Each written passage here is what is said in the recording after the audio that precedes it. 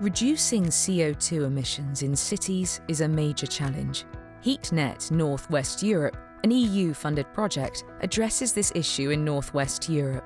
It creates an integrated, transnational approach to the supply of renewable and low-carbon heat based on the experience of 6 cities.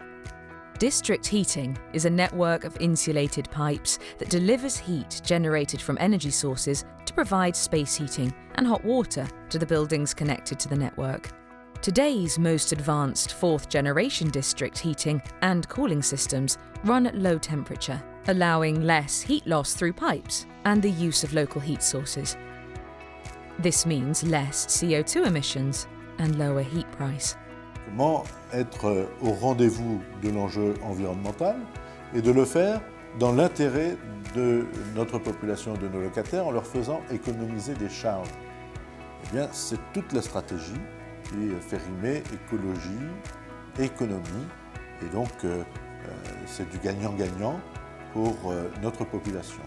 What 4th generation district heating and cooling allows us to do is integrate renewable heating and other low carbon sources such as industrial waste heat and geothermal energy, deep geothermal energy that wouldn't be feasible at an individual building level, but it is feasible through the use of large-scale district heating systems. Despite its many benefits, district heating currently accounts for just 2 to 7% of total heat demand in North-West Europe. Experiences from Northern European cities demonstrate that we need a careful planning process to develop this technology. It requires a comprehensive mapping of heating and cooling demand and heat sources, as well as the mobilisation of many stakeholders. New business models also have to be developed to cover high upfront investments and long-term return on investment. In the framework of HeatNet North-West Europe, 6 cities found solutions together and developed pilot projects based on different heat sources. The project, I suppose, has allowed us to kind of look at the barriers to district heating in Ireland, and what we found is they're not technical barriers. As I said, the technical solutions are well known, but what the barriers are organisational, financial, socio-economic, legal and regulatory, and what the HeatNet project has allowed us to do is find solutions to these barriers. We made some blueprints, and well, we are really proud now that we are getting in a phase that we apply those blueprints for new areas and expansions and see that they work. Ultimately, citizens benefit from the deployment of district heating and cooling. Il était une période, quand c'était le fuel, c'était une période que nous, en fin de raison, on n'avait pas la température, tandis que là, on ressent aussitôt la chaleur. Et j'ai comme impression que dans les appartements, il y a moins de poussière.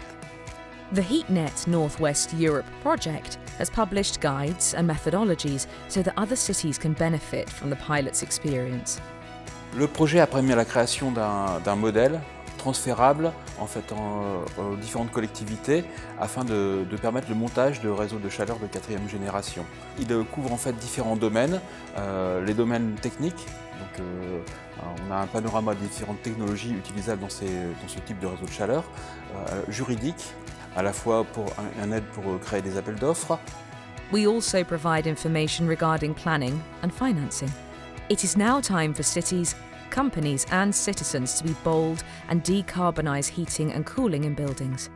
4th-generation district heating and cooling with its innovative infrastructures and technologies is the central pillar for building resilient and smart cities.